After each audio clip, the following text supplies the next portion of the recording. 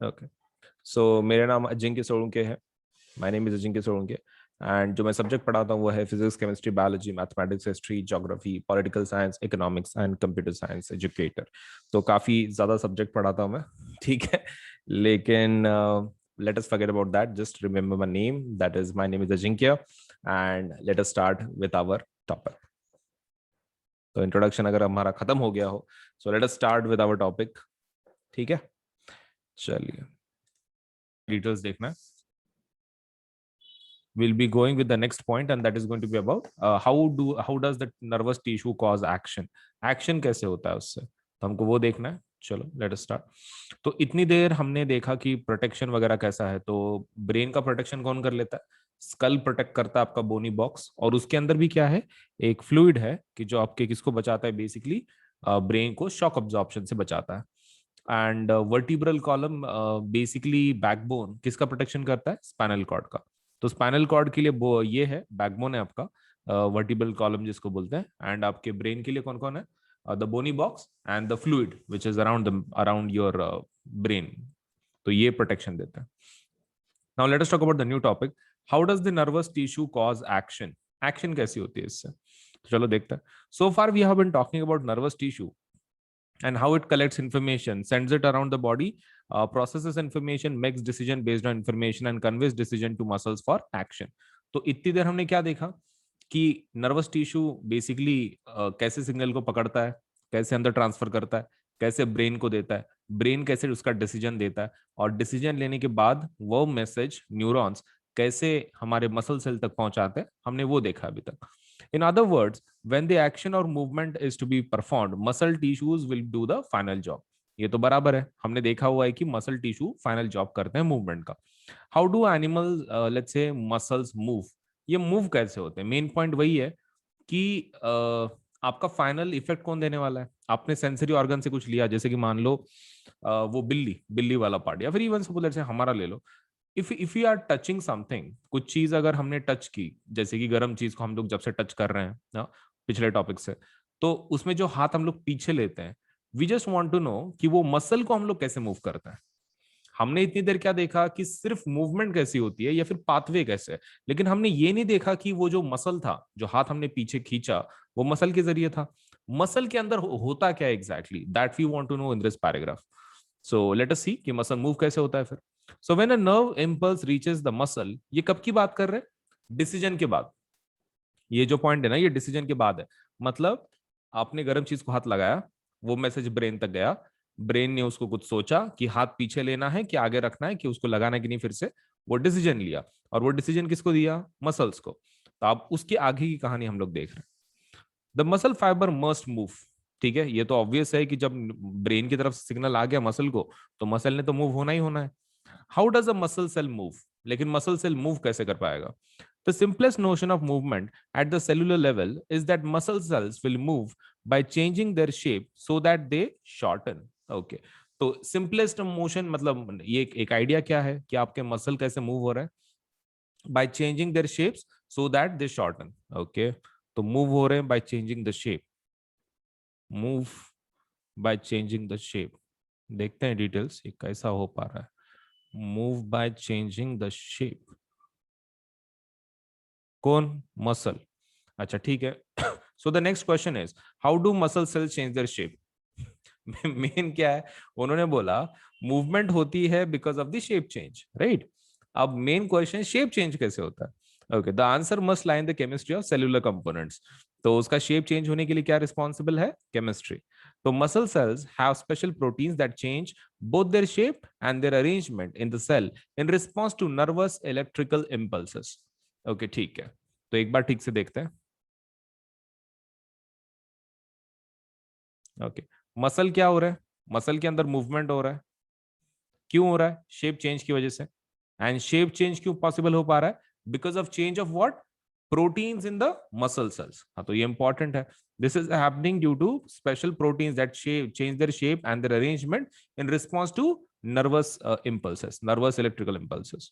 तो वहां पे लिखना है आपको protein shape change, protein shape and arrangement change, protein shape change. इसकी वजह से तुम्हारे क्या हो रहा है, मसल आपका मूव हो रहा है। तो बेसिकली मसल मूव होने के लिए क्या नेसेसरी है, शेप चेंज होना। और शेप कौन चेंज कर रहा है, मसल के अंदर का protein, which is a special protein that is changing the shape and the arrangement. And ये क्यों चेंज करता है, कब चेंज करता है, changes in response to, changes when, changes when, क्यों, कब होता है exactly, when nervous electrical impulse आपका आता है। तो changes in response to, changes in response to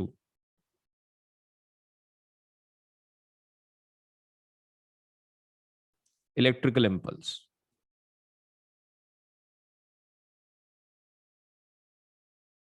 बस इतना ही, हाँ है इतना ही।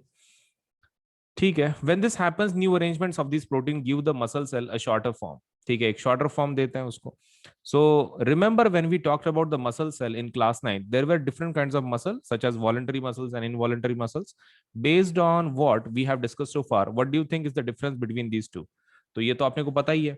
वॉलंटरी मसल मतलब कौन होंगे, responsible for voluntary actions which our brain can control. Involuntary muscle मतलब कौन से होंगे, related to involuntary actions which our brain can not control. तो दोनों टाइप के मसल है आपके पास। तो मेन क्वेश्चन आपका एग्जाम में क्वेश्चन क्या आएगा इसके ऊपर, हाउ एग्जैक्टली मसल मूव होते हैं, लाइक किस प्रकार मूव होते हैं। सबसे पहला क्वेश्चन आएगा कि नर्वस टिश्यू एक्शन कैसे करता है। तो एक्शन किसके थ्रू करता है, मसल के थ्रू। मसल कैसे मूव होता, because of the shape change. Shape change कैसे होता, क्योंकि उसके अंदर प्रोटीन है। प्रोटीन कब चेंज करता है शेप अपना, जब उसको एक पर्टिकुलर सिग्नल आता है इलेक्ट्रिकल इंपल्स का, मतलब ब्रेन की तरफ से कुछ अगर सिग्नल आ गया, वो प्रोटीन शेप चेंज करते हैं, प्रोटीन शेप चेंज कर देगी ऑटोमेटिकली मसल शेप क्या करता है, चेंज कर देता है। हो गया, इतना ही तो है। So that's the point. इसके अंदर suppose if there is certain doubt please do ask, straight forward है होगा। चलिए इस क्वेश्चन का आंसर कर दो। What is the difference between reflex action and walking? Please in the chat box you can write down the answer. Reflex action और walking में क्या फर्क है? रिफ्लेक्स एक्शन क्या है, सडन मूवमेंट है, सही है। रिफ्लेक्स एक्शन क्या है, सडन मूवमेंट है। वॉकिंग क्या है, ये सोचा समझा डिसीजन है। It's not a sudden movement, not a sudden movement but a well thought process, well thought movement. सोच समझ के मूवमेंट की गई है, ब्रेन ने डिसीजन दिया है, सडन मूवमेंट नहीं है, well thought process. What happens at the synapse between two neurons. Synapse के अंदर क्या होता है बोलो, किसका कन्वर्जन किसमें होता है, synapse, it's a gap right. तो उसके अंदर किसका कन्वर्जन किसके अंदर होता है, चैट सेक्शन में लिखो। Electrical impulse to chemicals and the gap is then suppose let's say breached because of what, because of your chemicals right। तो इलेक्ट्रिकल impulse to किस में कन्वर्जन होता है, electrical impulse to chemical reaction, और उसके बाद वो गैप को फील कर लेता है। Which of the part of the brain maintains posture and equilibrium of the body. Posture and equilibrium ये किसके पास है, पोस्चर एंड इक्विलिब्रियम कौन सा पार्ट है ब्रेन का कि जो इसको रिस्पॉन्सिबल है, पोस्चर एंड इक्विलिब्रियम। मतलब तुम स्ट्रेट रहते हो एंड मतलब you do not, let's say balance आपका टिल्ट नहीं होता है। सभी स्टूडेंट्स ने आंसर देना है इसका चैट बॉक्स में। सेरेबेलम, ओके ठीक है। Let us confirm, let us confirm. क्या बोल रहे हैं, राइडिंग अ बाइसिकल वगैरह वगैरह, voluntary actions and maintaining a posture of the body, कौन, सेरेबेलम, बेलम बेलम। सेरेब्रम अलग है, सेरेबेलम, सेरेबेलम है ये, सेरेब्रम नहीं। How to detect the smell of agarbatti incense stick, okay. तो how do we detect the smell of an agarbatti, वो पूरी डायग्राम लिख लोगे, मतलब like with the help of वो स्पाइनल कॉर्ड तक कैसे जाता है, न्यूरॉन, ऑल दोस थिंग्स। हाँ ऑल फैक्ट्री चलेगा, ऑल फैक्ट्री रिसेप्टर्स एंड पूरा पाथवे बता दोगे, स्पाइनल कॉर्ड तक जाता, फिर वो ब्रेन तक जाता, then the brain processes it वगैरह वगैरह। Olfactory receptors is fine and you can mention about spinal cord, फिर वो ब्रेन तक कैसे जाता है, which part let's say focuses on this. तुमको तो पता है बाय द वे कौन से पार्ट में जाता है ये पूरी sensory information, forebrain, midbrain, hindbrain, पूरी सेंसरी इंफॉर्मेशन, सेंसरी ऑर्गन्स वाली इंफॉर्मेशन फोर ब्रेन, सामने वाले ब्रेन में जाती है। यस। चलिए, what is the role of the brain in reflex action? What is the role of brain in reflex action? Reflex action में उसका रोल क्या है? Technically there is no role, technically there is no role because the action is taken, but but the later decisions के लिए information is given to brain. Technically no part, but it generally takes the message, right? Collects the message so that the next actions can be taken. आगे क्या करना है वो तो पता चले, तो उसके लिए data, obviously we send the messages to whom? Brain. Information stored, yes. चलिए, कोऑर्डिनेशन इन प्लांट्स देखते हैं। प्लांट्स के अंदर का कोऑर्डिनेशन कैसा है? अभी हमने किसका देखा? ह्यूमंस का देखा, मतलब हमारा। अभी प्लांट्स का देखता है। Animals have a nervous system for controlling and coordinating the activities in the body. Animals को कैसा रहता है? नर्वस सिस्टम होती है, correct? Animals have nervous system, but plants have neither a nervous system nor muscle. Plant का बहुत ही चागावपन है, उसके पास ना नर्वस सिस्टम है ना मसल्स है। अब ये प्रॉब्लम है, नर्वस सिस्टम भी नहीं है, मसल भी नहीं है तुम्हारे पास, तो फिर कोऑर्डिनेशन कैसे करोगे? So how do they respond to stimuli? Stimuli बोले तो, स्टिमुलाई बोले तो तुम ऐसा समझ लो, इनपुट फ्रॉम द एनवायरमेंट, ठीक है? स्टिमुलाई, स्टिमुलाई, बच्चे पता नहीं यार, वो वर्ड के अंदर बहुत कंफ्यूजन में रहते हैं हमेशा। स्टिमुलाई मतलब क्या? इनपुट फ्रॉम एक्सटर्नल, ठीक है? एक्सटर्नल एनवायरमेंट से input, input from external environment मतलब जैसे कि मान लो तुमने पेड़ को टच किया, किसी प्लांट को टच किया, दैट इज द स्टिमुलाई, वो स्टिमुलाई है, क्योंकि वो बाहर के एनवायरमेंट में से आया। बाहर के एनवायरमेंट में से उसको कुछ भी हुआ प्लांट को, दैट इज स्टिमुलाई। जैसे कि मान लो तेज हवा आ गई, प्लांट झुका, स्टिमुलाई। वो stimuli is nothing but just the external input, वो कुछ भी हो सकता है। तुमने टच करने के बाद मे बी विंड ज्यादा हो गया, may be suppose let us से बारिश गिर रही है ऊपर से, whatever, all the changes in your environment is nothing but stimuli. तो इनपुट फ्रॉम एक्सटर्नल एनवायरमेंट, ऐसा लिखो। When we touch the leaves of छुई मुई, ठीक है? तो छुई मुई बोले तो कौन है?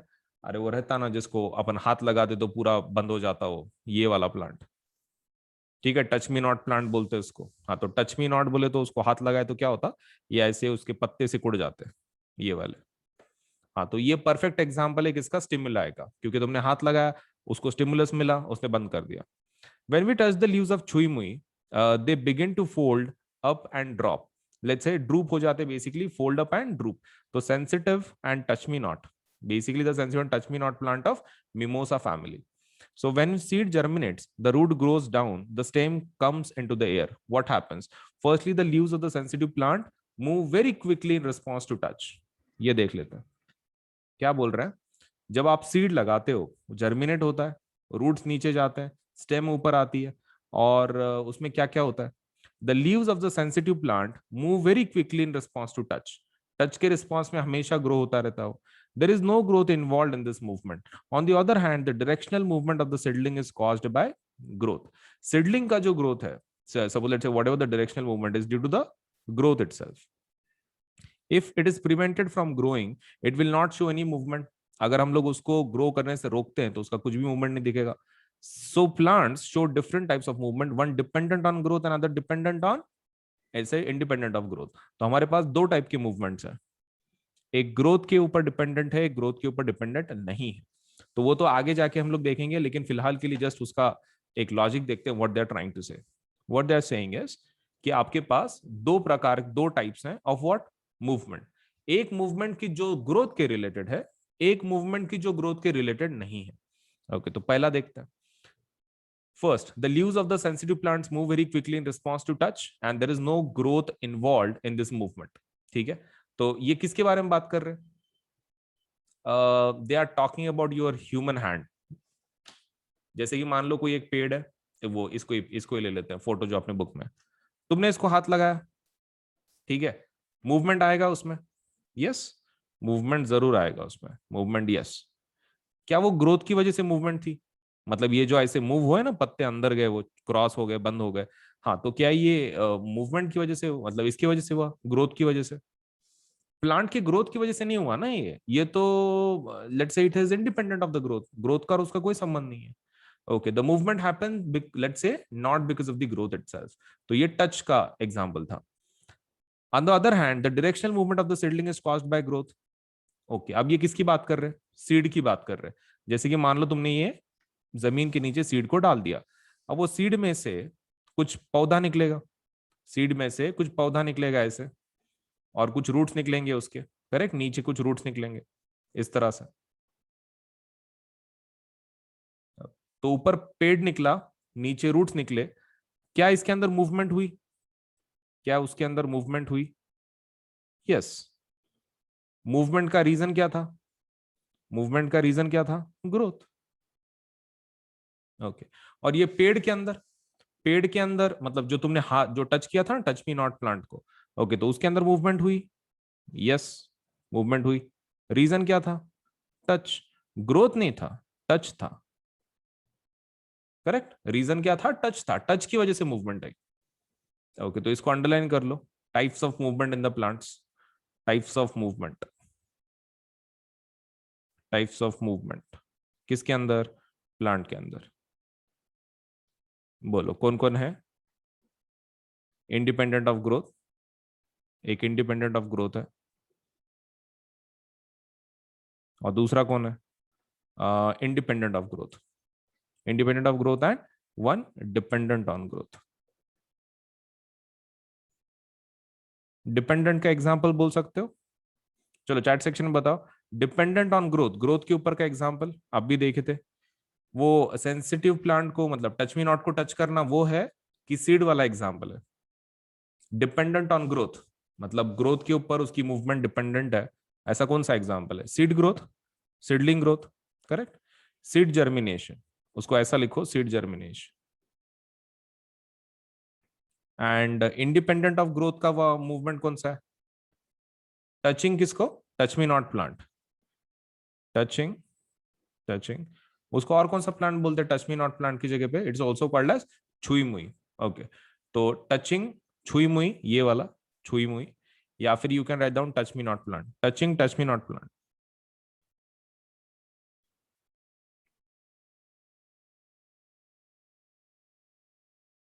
उसके टाइप्स एंड एग्जांपल्स। चलो फिर से देखते हैं। ऐसा बढ़िया सा क्वेश्चन ये है, one of the main question is, हम लोग मूवमेंट के ऊपर इतना फोकस क्यों कर रहे हैं?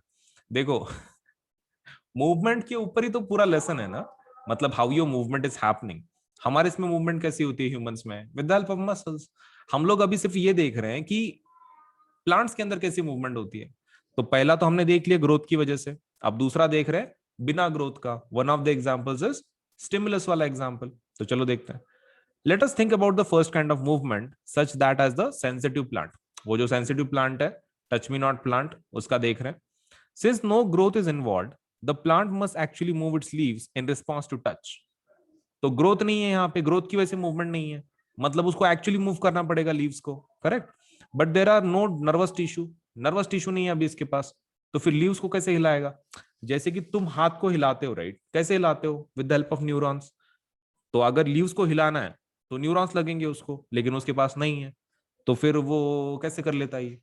सो how does the plant detect the touch and how do the leaves move in response? दो चीजें वहां पे, जैसे कि तुमने गर्म चीज को हाथ लगाया था, पीछे लिया, मतलब तुमने पहले टच किया, फिर बाद में उसको पीछे लिया, राइट। अब वैसे ही इसके पास दो काम है, इसको पता चलना चाहिए कि भाई किसी ने टच किया है, और दूसरा उसको ये भी पता होना चाहिए कि टच करने के बाद क्या करना है, मतलब movement. So basically it has two jobs. Detect the touch, ये उसका पहला काम है, एंड फिर लीव्स को मूव करो, ये उसका दूसरा काम है। पहले टच को डिटेक्ट करो, फिर लीव्स को बंद कर दो, इसके पास दो काम है।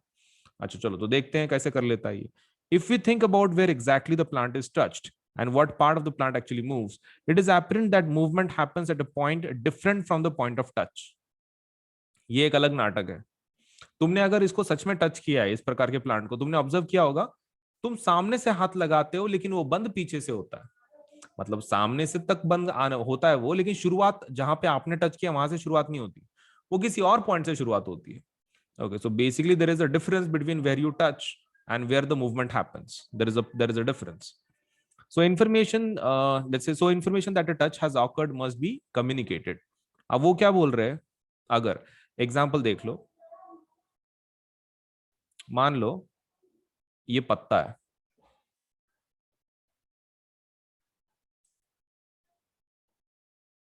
ठीक है, ये पत्ता है, और आपने इसको टच किया यहाँ पे टच किया आपने, ठीक है, टच यहाँ पे किया, लेकिन वो बंद होना कहां से शुरुआत करता है, पीछे से। हो सकता है कि उसने बंद यहां से करना शुरू कर दिया। अब मेन क्वेश्चन ये है, अगर हमने यहाँ पे टच किया है, यहाँ पे टच किया है और उसने बंद करना शुरू किया है, उसको कैसे पता चला कि हमने टच किया बोल के? बोले तो ये मैसेज हमारा क्या होना चाहिए, कम्युनिकेट होना चाहिए। ये जो मैसेज है कि हमने टच किया है, ये क्या होना चाहिए, आगे कम्युनिकेट होना चाहिए, पास होना चाहिए। तो चलो वही देखते हैं वो कैसे कर लेता है। The plants also use electrical chemical means to convey this information from cell to cell, but unlike in animals there is no specialised tissue in plants for conduction of information. Okay, तो हमारे पास जैसे neuron रहते ना special for electrical chemical के जैसा, अंदर हमारे इसमें मूवमेंट चलती रहती, तो वैसा ही उनके अंदर भी होता है, कि इनके अंदर, प्लांट्स के अंदर। लेकिन हमारे पास जैसे न्यूरॉन्स है, वैसे न्यूरॉन उनके पास नहीं रहते।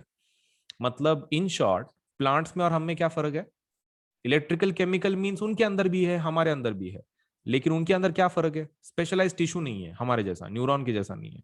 ओके ठीक है, so they pass information with the help of electrical chemical responses या फिर means. Finally, again, as an animal, some cells must change shape in order for the movement to happen. हमारे इसमें actual movement किसकी वजह से होती है, shape change of muscles. तो प्लांट्स कैसे कर लेता होगा फिर, instead of the specialised proteins found in animals and muscle cells, plant cell change shape by changing the amount of water in them, resulting in swelling or shrinking. Okay ठीक है, तो ये देख लो, and therefore changing the shape. तो मैं एक बार comparison करके दिखा देता हूं, मतलब कैसा तुम्हारे दिमाग में वो चीज हमेशा के लिए फिट हो जाएगी। कंपैरिजन जब तक तुम देखोगे नहीं, तब तक तुमको समझ में नहीं आएगा।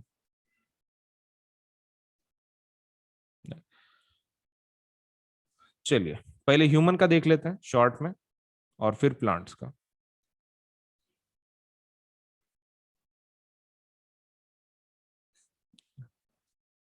सबसे पहला, कम्युनिकेशन कैसे कर लेते हैं प्लांट्स के अंदर, ह्यूमंस के अंदर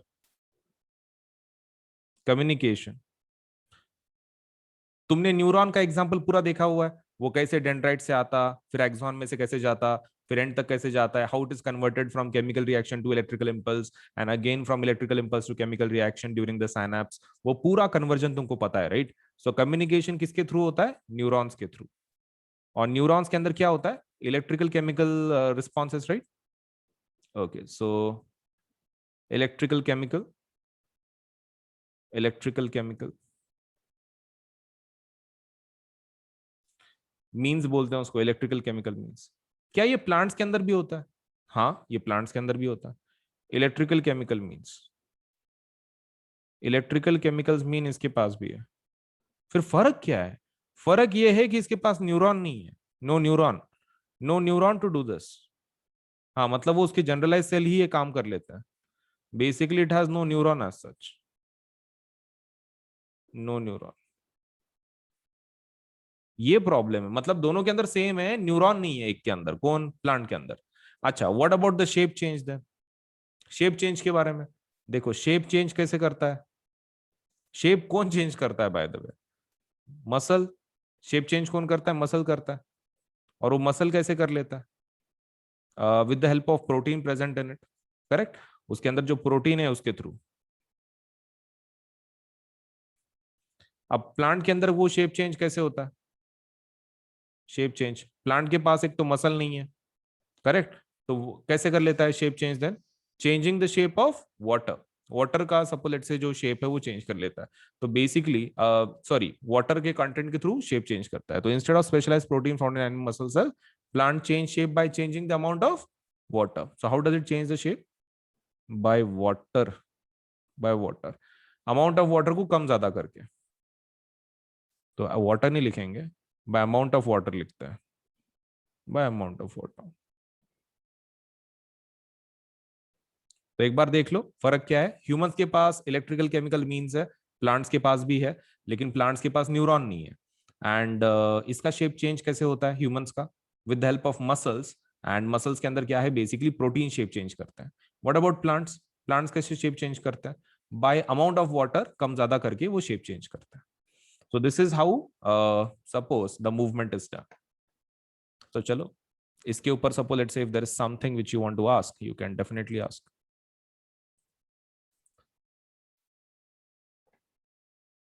ओके, तो क्या देखने वाले अभी देखो, हमने क्या बोला कि मूवमेंट दो वजह से होती है, एक ग्रोथ की वजह से, एक बिना ग्रोथ के. बिना ग्रोथ वाली हमने देख ली है, मतलब स्टिमुलस वाली, वो बिना ग्रोथ की मूवमेंट है. वो मूवमेंट कैसे होती? With the help of shape change in तुम्हारा वाटर. बाकी तो न्यूरॉन के जैसा ही, सिर्फ न्यूरॉन नहीं. कौन सा बचा है फिर मूवमेंट? ग्रोथ का. ग्रोथ का जो मूवमेंट होता है वो देखना है अभी. Some plants like the pea plant climb up the other और fences by means of tendrils.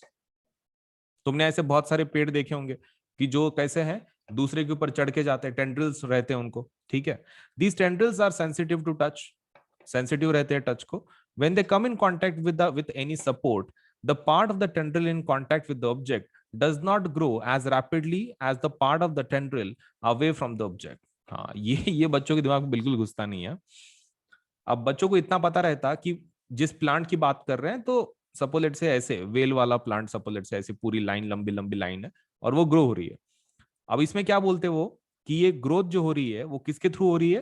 Tendrils के थ्रू. मतलब इनके इस चीज को टेंड्रिल्स बोलते हैं. जो लाइंस ग्रो होते हैं उसमें, जिसके अंदर प्लांट पूरा ग्रो होता है, तो that is tendrils. Now these tendrils are sensitive to touch, sensitive रहते हैं, उनको टच, उनको फील होता है. So when they come in contact with any support, they the part of the tendril in contact with the object does not grow as rapidly as part of the tendril away from the object. ये क्या बोलने की कोशिश कर रहे हैं sentence में से? Let me explain this. ये ऑब्जेक्ट ले लो तुम. Let me show you one object. मान लो ये ऑब्जेक्ट है. ऑब्जेक्ट बोले तो रास्ते में कुछ भी ऑब्स्टेकल समझ लो ना तुम. रास्ते में कुछ तो भी ऐसा ईंट खड़ा है, कुछ तो भी रास्ते में ऑब्स्टेकल है, पत्थर है, कुछ है, व्हाटएवर. अब ये जो प्लांट है ना, टेंड्रिल्स के थ्रू ग्रो हो रहा है. ये ऐसे आगे आगे आगे ग्रो हुआ. अब इसको ये टच हो जाता है, कौन? ये ऑब्जेक्ट का टच हो गया उसको. अब तुमको पता है वो सेंसिटिव है, तो वो क्या करता है, यहां पे से ग्रोथ रुका देता है. ये प्लांट क्या करता है, यहां पर ग्रोथ को क्या कर देता है, स्टॉप कर देता है. क्यों? क्योंकि उसको टच हुआ ना, उसके आगे कुछ जाना नहीं है. अब उसके अराउंड सपोलेट से ग्रोथ शुरू करता है. तो वही स्टेटमेंट बोल रहे हो, that the part of the tendril in contact with the object does not grow as rapidly as the part of the tendril away from the object. तो जो अवे वाले हैं वो तो ग्रो होते रहेंगे, वो होते रहेंगे. अब जैसे कि मान लो इसको और एक ऑब्स्टेकल मिल गया, इधर वाले पार्ट को ऑब्स्टेकल मिल गया, वो वापस वहां का ग्रोथ थमा देगा और फिर दूसरी वाली साइड वाली ग्रोथ को बढ़ा देगा. तो दिस कंटिन्यूस दिस. ओके, तो टेंड्रिल्स का ग्रोथ फिर ऐसे होता है. प्लांट्स के अंदर क्या होता है basically, this causes the tendril to circle around the object. फिर जो तुम्हारा ऑब्जेक्ट है उसके अराउंड क्या होता है, आपका ग्रोथ शुरू हो जाता है. किसका? वो प्लांट का. So more commonly plants respond to stimuli slowly by growing in particular direction. तो मेन चीज यहाँ पर किसके थ्रू आप ग्रोथ कर रहे हो? With the help of stimulus. मतलब एनवायरमेंट से कुछ लिया और उसके बाद तुम ग्रो कर रहे हो. So it appears as if the plant is moving. So hence इस केस में हम लोग ऐसा बोल सकते हैं कि मूवमेंट हुई, मूवमेंट हुई ग्रोथ की वजह से, मूवमेंट हुई ग्रोथ की वजह से. लेकिन वो ग्रोथ के लिए इस प्लांट ने किस चीज का इस्तेमाल किया?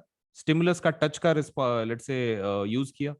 तो आप वो लिख सकते हैं, stimulus used, use stimuli, stimuli को यूज किया. तो movement happened with the help of growth, but it used stimuli, and that is the tendril. Okay. तो let me just ask you about this. ये plant का ये जो point, तो environmental, let's say, triggers such as light, gravity will change the direction that plant grows in. हाँ, ये एक नया अच्छा पार्ट है जो तुम्हारे एग्जाम में बहुत सी बार पूछा जाएगा. तो कभी कभार जो स्टिमुलाई जो है ना, हम लोग बात कर रहे हैं, देखो स्टिमुलाई मतलब क्या रहता है बेसिकली, बाहर के एनवायरनमेंट का इनपुट. मतलब वो हमने उसको टच किया तो भी स्टिमुला है, उसके ऊपर पानी गिरा तो भी स्टिमुला है. अगर उसको हवा लगी, सपोज जस्ट खड़ा है वो प्लांट वैसे और उसको हवा लग रही है, तुम्हारे एनवायरनमेंट में काफी हवा चल रही है, तो वो हवा भी स्टिमुलस है. मतलब उसके लिए उसके ऊपर गिरने वाला प्रकाश, temperature, gravity, whatever it is feeling that plant, वो सब कुछ क्या है, एक स्टिमुला है. सब कुछ स्टिमुला है. तो वैसा one of the stimuli is nothing but environment. Environment के कुछ ट्रिगर्स होते हैं, जैसे कि लाइट हो गया, ग्रेविटी हो गया, उसकी वजह से भी कैसा है आपके प्लांट का ग्रोथ एक सर्टन डायरेक्शन में हो सकता है। तो चलो देखते हैं कि डायरेक्शन और ग्रोथ का क्या रिलेशन है।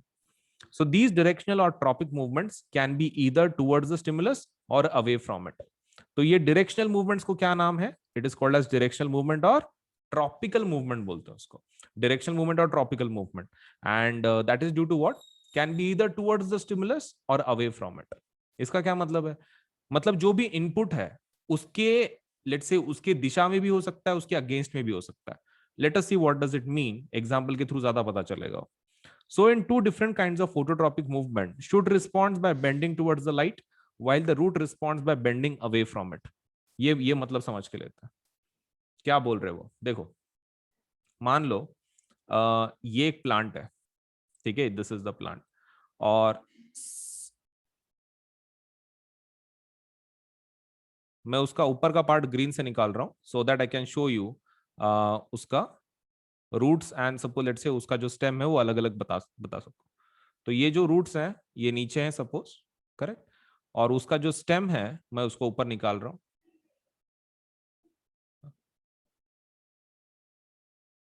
तो ये आपका सन है suppose, for example there is a sun.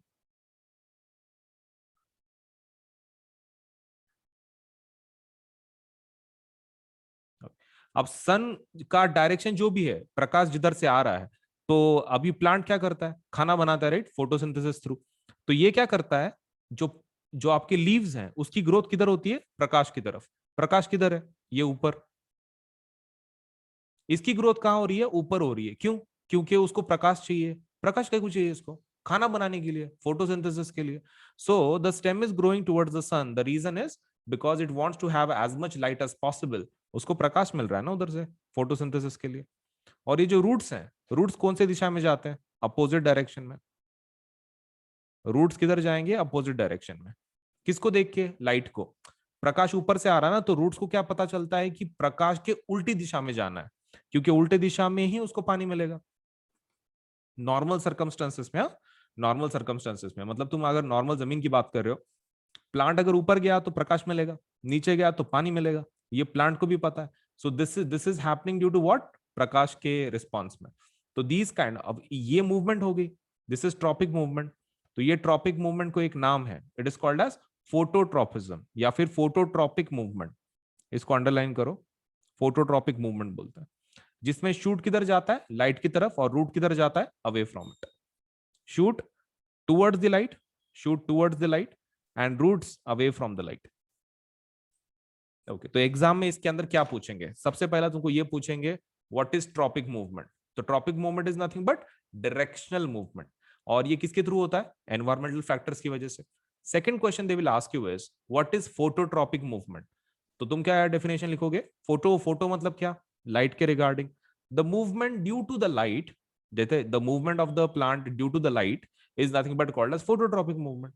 Okay, तो अब उसके अंदर कहां कहां मूवमेंट होती है, शूट किधर जाता है, लाइट की तरफ, और रूट किधर जाता है, away from it, opposite side. इतना ही आपको एक्सप्लेन करना है ट्रॉपिक मूवमेंट्स। तो लेट अस सी कितना सपोज लेट से तुमको समझ में आया। चलिए, so let us try to understand geotropism. अब हमारे हिसाब से ट्रॉपिज्म मतलब क्या है, व्हाट इज ट्रॉपिज्म। ट्रॉपिज्म का मतलब है मूवमेंट, राइट। ट्रॉपिज्म का मतलब है movement. What do you mean by geo, geo मतलब ग्रेविटी का। Okay, movement due to gravity is called as geotropism. सही है। ओके, ग्रेविटी की वजह से जो मूवमेंट होती है उसको जियोट्रॉपिज्म बोलते हैं। अब उन्होंने क्या किया है, यहां पर एक पौधा लिया है ये वाला, और उसको क्या किया, आड़ा रखा हुआ है। आड़ा को आड़ा रखा हुआ है so that they can show you the tropic movements. अब यहां पर क्या है, पीछे से एक छेद किया हुआ है, ठीक है, इसको छेद किया हुआ है। अब उसके अंदर से क्या होगा, रूट्स पीछे से निकलेंगे, शूट सामने से है, this is shoot, this is root. अब पौधे को क्या पता रहता कि ग्रेविटी जिधर है, ग्रेविटी जिधर है उधर क्या है, पानी मिलने वाला है, ये प्लांट को पता रहता है। तो प्लांट क्या करेगा, अब ग्रेविटी किधर रहती, नीचे। ओके, तो ये रूट्स किधर जाने की कोशिश करेंगे, नीचे जाने की कोशिश करेंगे। क्यों, क्योंकि नीचे ग्रेविटी है। ग्रेविटी किधर एक्ट करती है, नीचे एक्ट करती है ना, तो उसको पता है नीचे जाना है तभी पानी मिलेगा, क्योंकि उसका आदत ही है। रूट्स कभी तुमने ऐसे देखी क्या कि प्लांट्स के रूट्स ऊपर जा रहे हैं, ऐसा तो होता नहीं ना, वो रूट्स नीचे क्यों जाते हैं? Because the plant knows once we go down अपने को क्या मिलेगा? पानी मिलेगा। तो अब ये डायरेक्शन किधर है तुम्हारी ग्रेविटी की? ग्रेविटी की डायरेक्शन नीचे है। तुम्हारी रूट्स की डायरेक्शन किधर है? नीचे ही है। रूट की डायरेक्शन भी नीचे, ग्रेविटी की डायरेक्शन भी नीचे, तो इसको कौन सा बोलेंगे? Positive geotropism. पॉजिटिव जियोट्रॉपिज्म, क्योंकि दोनों एक ही दिशा में जा रहे हैं। अब ये प्लांट को देख लो, शूट को देख लो। शूट का प्रॉब्लम क्या है? शूट को ये पता है कि ग्रेविटी के अगेंस्ट में जाना है, क्योंकि ग्रेविटी की तरफ गए तो क्या मिलेगा? सॉइल मिलेगी, और उसको क्या चाहिए? लाइट चाहिए। तो वो क्या करता है? ऊपर की तरफ ग्रो करना शुरू करता है, मतलब ग्रेविटी के अगेंस्ट में। अच्छा, तो ग्रेविटी नीचे है, शूट की ग्रोथ ऊपर है, तो इसको क्या बोलेंगे फिर? Negative geotropism. उल्टी दिशा में जा रहा ना, ग्रेविटी नीचे है, वो उल्टी दिशा में जा रहा, तो negative geotropism. Okay, so let me ask you about this.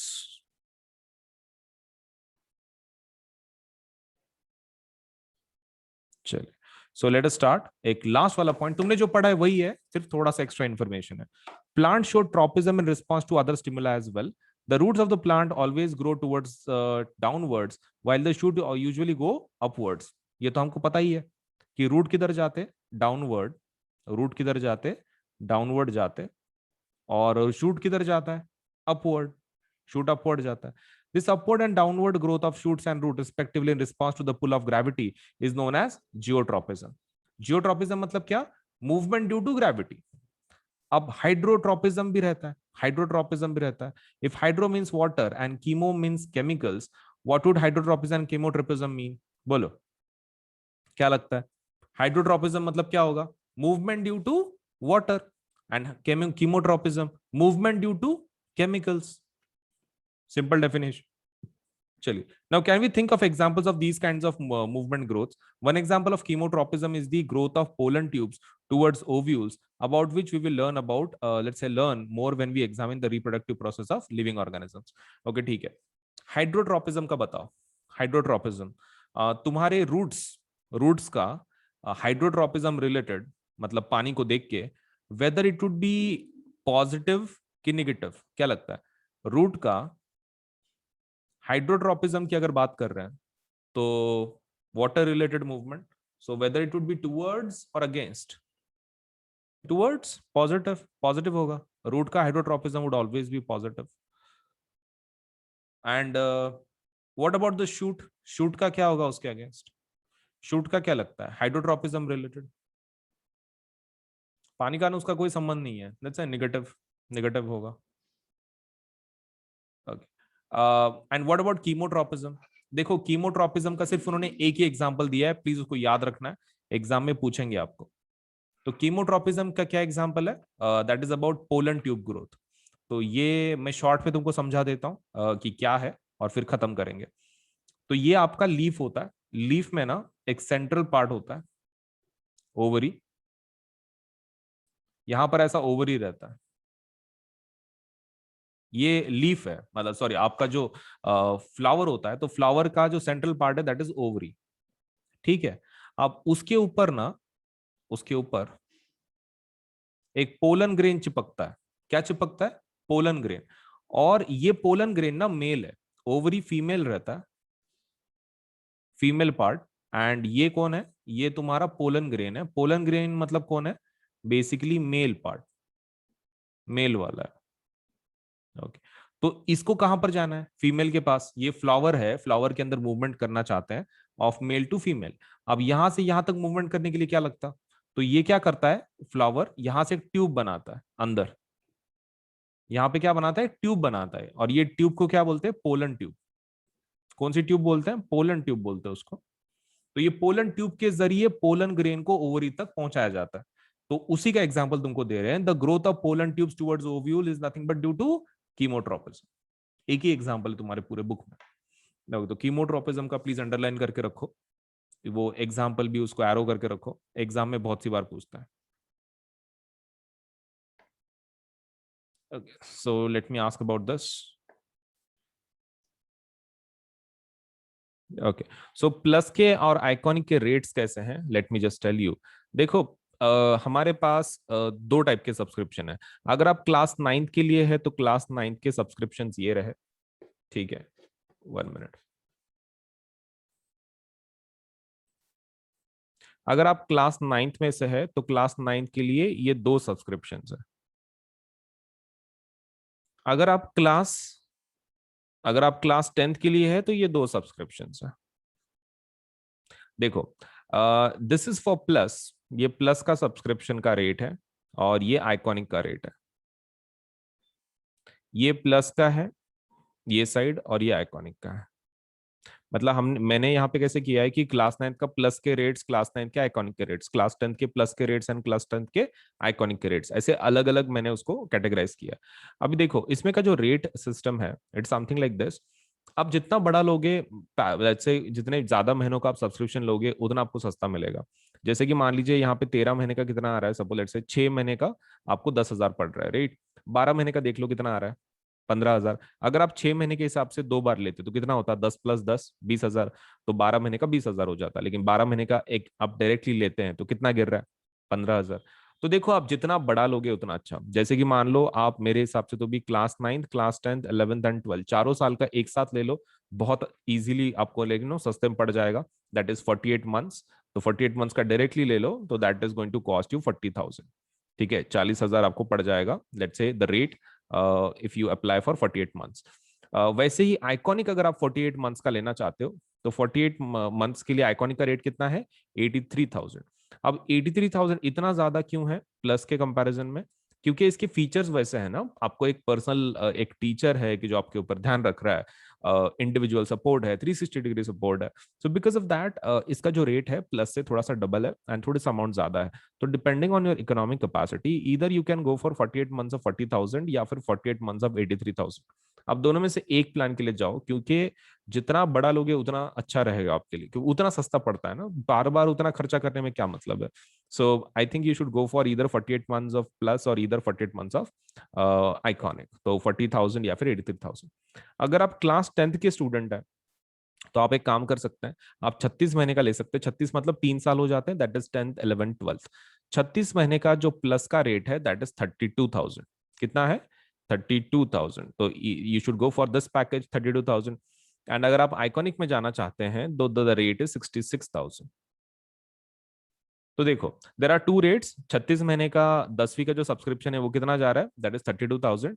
And अगर 36 महीने की अगर आप आइकॉनिक की बात कर रहे हैं सो दैट इज 66,000। सो दोनों में से एक सपोज लेट से प्लान के लिए जरूर अप्लाई करो, क्योंकि कैसा है कि आप जितना बड़ा लोगे, मैं अगेन बोल रहा हूँ, उतना आपको सस्ता गिरेगा। एंड ऊपर से ये जो दोनों प्लान है ना, प्लस आइकॉनिक 9th का या फिर 10th का, इसके ऊपर 10% ऑफ है। 10% क्या है, ऑफ है, 10% डिस्काउंट है। सो उसके लिए क्या करना पड़ता है, ये आपको कोड इस्तेमाल करना पड़ता है। अब कौन सा कोड, तो आप कोड का, आप ये कोड ध्यान में रखना, that is AS Live 10, Ajinkya Solanke LIVE 10। अब ये कोड कहाँ पे लिखना है आपको, देखो आप सबसे पहले ऊपर टैप करोगे कि भाई आपको प्लस चाहिए कि आइकॉनिक चाहिए, राइट। मान लो आपने आइकॉनिक ले लिया, ठीक है, आइकॉनिक ले लिया और 48 मंथ्स का आप ले रहे हो। तो 48 मंथ्स को आपको क्या करना है, आइकॉनिक लेना है। नीचे पेमेंट का बटन होगा यहाँ पर, तो ये पेमेंट का बटन पे क्लिक नहीं करना है। उसके लेफ्ट हैंड साइड पे आपको एक कोड पूछा जाएगा, ठीक है, मतलब do you have a code वगैरह पूछा, आपको इसको टैप करना है सबसे पहले। आइकॉनिक को कर लिया, that is first step. Second step क्या है, इस कोड को आप ये कर लो, टैप कर लो। कोड के अंदर ये लिख देना है AS Live 10। आप कोड लिख दिए AS Live 10, फिर आप सपोज लेटर से वो प्लान को ले सकते हैं 48 मंथ्स का। आप जैसे ही कोड अप्लाई करते हैं ना, आपकी जो जो अमाउंट है ना आपको जो दिख रही है पेज के ऊपर, वो 10% कम होकर आपको दिखाई जाएगी। ठीक है, तो पेमेंट के बाद डिस्काउंट अप्लाई नहीं करना है, पेमेंट के पहले डिस्काउंट अप्लाई करना है। तो यहाँ पर कोड लिख देना है AS Live 10 अजिंक्य सोन के LIVE 10, ASLIVE 10, और उसमें स्पेस नहीं देना है, ठीक है, it should be continuous. ASLIVE 10 continuation में लिखना है। आप ये कोड पे टैप कर दो, ये कोड लिख दो, आप उसको डन कर दो, तो इमीडिएटली आपका 10% कम होकर आपको अमाउंट दिखाई जाएगी। फिर आप प्लान को ले लो 48 मंथ्स को और आप पेमेंट कर सकते हैं फिर इसके बाद। And payment can be done in both things. मतलब लाइक पेमेंट आप किसी भी फॉर्मेट में कर सकते हो, net banking, debit card, credit card, that is not a problem. And more over आप इसको पार्ट्स में भी पे कर सकते हैं, मतलब पार्ट्स में पे करने की फैसिलिटी भी है EMI की जैसे। तो आपको वो पेमेंट का बटन दबाने के बाद आपको बहुत सारे ऑप्शन मिलेंगे, तो उसमें पेमेंट बाय पार्ट्स आप वो ऑप्शन भी ले सकते हैं, ठीक है। So that facility is also there. अगर मतलब एकदम से इतनी अमाउंट आप पे नहीं कर सकते तो आप उसको पार्ट्स में भी पे कर सकते हैं, दैट्स अप टू यू, आपको कैसे पे करना है। बट बड़े प्लान के लिए जाओ ताकि आपको वो सस्ता मिले, right. So that is the most important part. And code को नहीं भूलना है कि आपको कोड कौन सा यूज करना है, AS Live 10 for 10% discount. 10% discount के लिए आपको डेफिनेटली यूज करना है दी code that is AS Live 10, Ajinkya Solanki ASLIVE10। तो 10% डिस्काउंट जरूर ले लें, सस्ता बना दे अपने प्लान को। All you to do is use this code. ठीक है, तो कहीं लिख लो और जरूर अप्लाई करो आज ही, ताकि आपको सभी फीचर्स एक ही प्लेटफॉर्म पे सब कुछ मिल सके। राइट, सो वीडियो को लाइक करना है, चैनल सब्सक्राइब करना है, बेल आइकन जरूर दबाना है, उतना तो काम कर ही देना है। ठीक है, चलिए देन। ओके, तो हमारे पास देखो दो टाइप के सब्सक्रिप्शन है। एक होता है प्लस सब्सक्रिप्शन, एक होता है आइकॉनिक सब्सक्रिप्शन। ठीक है, so this is the basic plan to get started. This is our basic plan. और आइकॉनिक मतलब क्या है, तुम ऐसा समझ सकते हो, प्लस का advanced version is iconic. Plus का advance version is iconic, so you can take your CBSE preparation to the next level with personal mentor. इसमें एक सबसे बेस्ट फीचर क्या है, आइकॉनिक में आपको एक पर्सनल मेंटोर असाइन किया जाता है। That is the best thing you are going to get in iconic subscription. तो ये आपके ऊपर है whether you want to go for plus subscription, आप प्लस के लिए जाना चाहते हैं या फिर आइकॉनिक के लिए जाना चाहते हैं, दैट इज स्टार। तो आपके ऊपर है। Right, this is one of our basic plans, and इसको आइकॉनिक हम लोग क्या बोलते हैं, 360 डिग्री सपोर्ट। तो दिस इज 360 डिग्री सपोर्ट। मतलब लाइक यू नो आपको एक कंप्लीट सपोर्ट मिल जाता है हमारी तरफ से, एक मेंटोर भी असाइन किया जाता है for your entire study. So plus में क्या क्या फीचर मिलेंगे, देखो प्लस में आपको सबसे पहला जो फीचर मिलेगा दैट इज आपको इंडिया के बेस्ट एजुकेट पढ़ाएंगे। मतलब आपको एक ही प्लेटफॉर्म पे सब्जी सब्जेक्ट का नॉलेज लेट से मिल जाएगा। मतलब ऐसा जरूरी नहीं है कि साइंस के लिए दूसरी जगह पे जाओ, मैथ्स के लिए ये पर्टिकुलर प्लेटफॉर्म पे जाओ। You can just visit let say हमारे ये प्लेटफॉर्म को, आप कभी भी इस प्लेटफॉर्म पे अगर गए, सपोज आपको हर एक सब्जेक्ट का नॉलेज, सपोज लेटर से मतलब हर एक चीज आपको हर एक सब्जेक्ट के बारे में इस प्लेटफॉर्म पे मिल जाएगी। You don't have to let say switch the platform just because आपको साइंस पढ़ना है तो ये प्लेटफॉर्म पे जाना है, मैथ्स पढ़ना है तो दूसरे प्लेटफॉर्म पे जाना है। कोई जरूरत नहीं है। हमारे पास प्लस सब्सक्रिप्शन अगर आप लेते हैं तो आपको एक ही प्लेटफॉर्म पे सभी फीचर्स मिल जाएंगे। Second thing is that we have interactive live classes. मतलब इसके अंदर आपको पढ़ाया जाता है। इंटरेक्शन का मतलब ये होता है कि टीचर आपको लाइव पढ़ाता है। मतलब इट्स नॉट लाइक कि रिकॉर्डेड क्लासेस हैं, लाइव क्लासेस होती हैं डेली बेसिस पे। तो जिसकी वजह से आप टीचर के साथ इंटरेक्ट कर सकते हैं। अगर आपको कोई चीज डिफिकल्ट जा रही है, आपको नहीं आ रही है, तो यू कैन लेट से आप इंटरेक्ट कर सकते हैं टीचर्स के साथ, and you can get your let say जो भी प्रॉब्लम्स है, कोई टॉपिक्स है, समझ के ले सकते हैं इन अ बेटर वे। तो इंटरेक्टिव लाइव क्लासेस का वही फायदा है कि आपको एजुकेटर से प्रॉपरली लेट से एक प्रॉपर अंडरस्टैंडिंग के साथ लेट से आपको एक टॉपिक समझ में आ सकता है। मतलब whether it is about doubt या फिर whether it is about let's say explanation part, आपको बहुत ही क्लियर तरीके से आपको समझ में आएगा विद लेट अस से the teachers of the plus subscription. अब बात करते हैं लाइव टेस्ट एंड क्विजेस। देखो कैसा है ना, पढ़ाने का तरीका अलग होता है। देखो एक तो इंडिया के बेस्ट एजुकेटर्स हैं, मैं ऐसे नहीं बोल रहा हूँ educator, I am saying educators. क्यों, इसका फायदा क्या है, देखो कैसा होता है। जब आप लोकल ट्यूशन कुछ लगाते हो तो आपको एक पर्टिकुलर सब्जेक्ट के लिए सपोज एक टीचर होता है, राइट, साइंस के लिए एक टीचर, मैथ्स के लिए एक टीचर।